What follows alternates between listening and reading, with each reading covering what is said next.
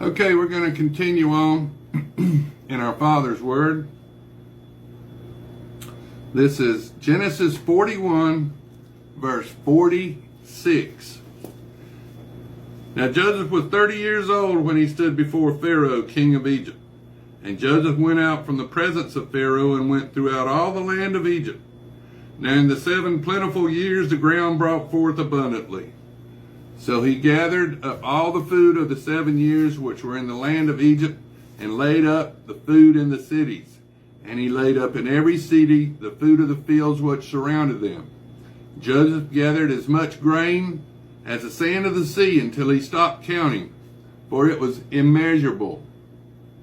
And to Joseph were born 2 sons before the years of the famine came, whom Asenath, the daughter of Potiphera, priest of On, bore to him.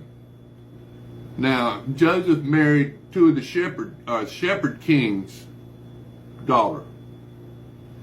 These are the Ethiopian Jews, the goat ropers, camel ropers, the goats and the camels and the sheep and the ox. And in the Bible, cows are called kine, K-I-N-E. These are the dark-skinned Jews. The Ethiopian Jews, the shepherd kings, had to live in a tent. And every couple of weeks they had to move that tent, or every week whenever the grass ran out and these grazing animals had to have grass to eat, they had to move their tents. Well, the Egyptians thought they were too good to move a tent and to live in a tent. They wanted a permanent residence. They were the farmers. They refused to live in tents. That's the way the Egyptians were.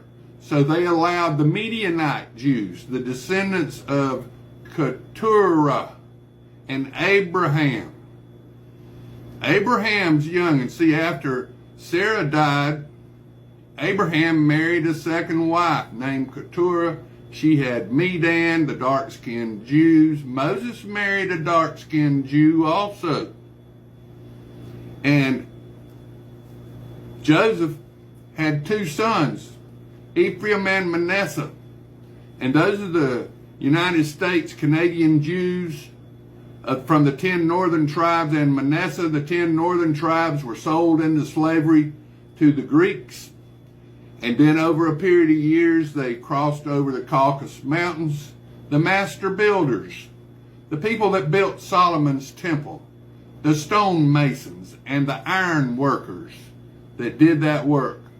And they built 2 cities for the Egyptians over a 400-year period of slavery to the Egyptians. They built 2 cities for the Egyptians.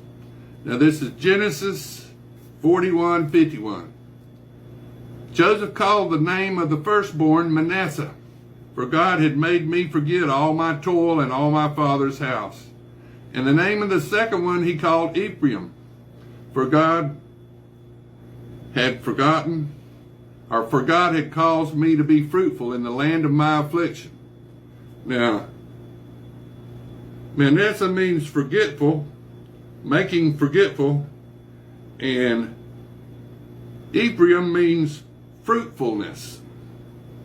Then the 7 years of plenty which were in the land of Egypt ended, and the 7 years of famine began to come, and as Joseph had said.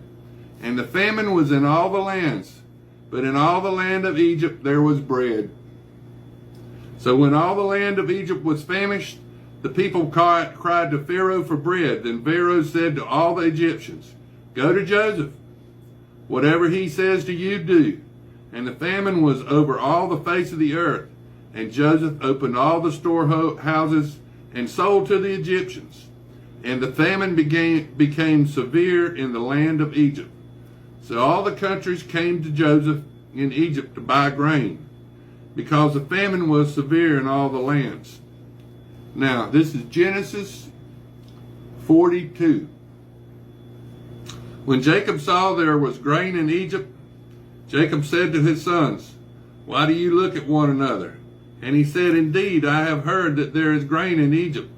Go down to that place and buy for us there. We may live and that we may live and not die. So Joseph's 10 brothers went down to buy grain in Egypt. But Jacob did not send Joseph's brother Benjamin with his brothers, for he said, "Let some calamity befall him." And the sons of Israel went to buy grain among those who journeyed, for the famine was in the land of Canaan. Now Joseph was governor over the land, and it was he who sold to all the people of the land. And Joseph's brothers came and bowed down before him with their faces to the earth. And Joseph saw his brothers and recognized them, but he acted as a stranger to them and spoke roughly to them. Then he said to them, "Where do you come from?"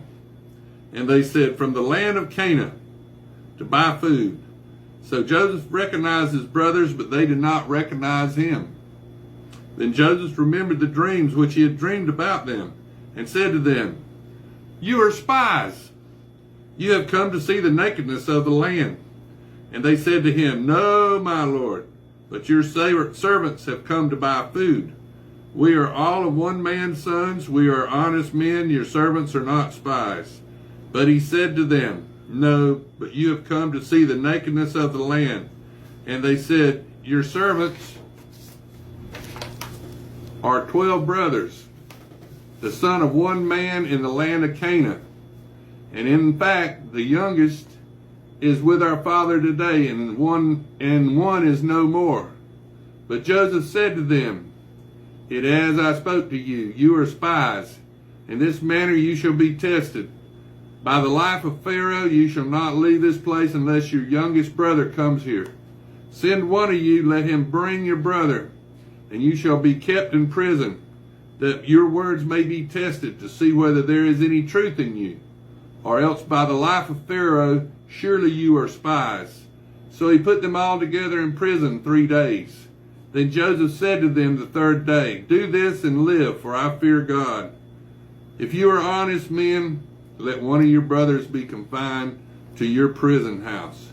But you go and carry grain for the famine of your houses, and bring your youngest brother to me, so your words will be verified, and you shall not die." And they did so. And when they said to one another, "We are truly guilty concerning our brother, for we saw the anguish of his soul when he pleaded with us, and we would not hear. Therefore this distress has come upon us." And Reuben, the oldest one, is Reuben. And Reuben answered them. Reuben's the one that saved Joseph. He kept the other brothers from killing Joseph. He got them to make money and sell Joseph. And Reuben answered them, saying, "Did I not speak to you, saying, 'Do not sin against the boy'? And you would not listen? Therefore, behold, his blood is now required of us." But they did not know that Joseph understood them, for he spoke to them through an interpreter. And he turned himself away from them and wept. Then he returned to them again and talked with them. And he took Simon from them and bound him before their eyes. Then Joseph gave a command to fill their sacks with grains, to restore every man's money to his sack, and to give them provisions for the journey. Thus he did for them. So they loaded their donkeys with grain and departed from there. But as one of them opened his sack to give his donkey feed at the encampment, he saw his money. And there it was in the mouth of his sack. So he said to his brothers, "My money has been restored, and there it is in my sack." Then their hearts failed them, and they were afraid, saying to one another, "What is this that God has done to us?" Then they went to Jacob their father in the land of Canaan, and told him all that had happened to them, saying, "The man who is Lord of the land spoke roughly to us, and took us for spies of that country. But we said to him, 'We are honest men, we are not spies. We are 12 brothers, sons of our father. One is no more, and the youngest is with our father this day in the land of Canaan.' Then the man, the Lord of the country, said to us, 'By this I will know that you are honest men. Leave one of your brothers here with me, take food for the famine of your household, and be gone. And bring your youngest brother to me, so I shall know that you are not spies